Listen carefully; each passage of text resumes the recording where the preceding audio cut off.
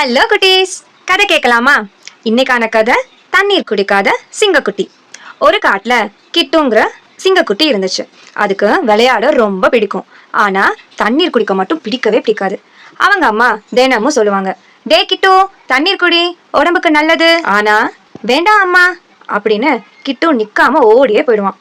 ஒரு நாள் கிட்டு ஃப்ரெண்ட்ஸோட விளையாடிட்டு இருக்கிறப்போ, ஓடு, தாவு, சிரி, குதி அப்படின்னு விளையாடிட்டு இருக்காங்க. கொஞ்ச நேரத்திலேயே கிட்டுவுக்கு ரொம்ப டயர்ட் ஆயிடுச்சு. அவனோட வாயெல்லாம் உலர ஆரம்பிச்சிருச்சு. உக்காந்துட்டான். என்னால விளையாடவே முடியல, ரொம்ப சோர்வா இருக்குன்னு சொல்லிச்சு.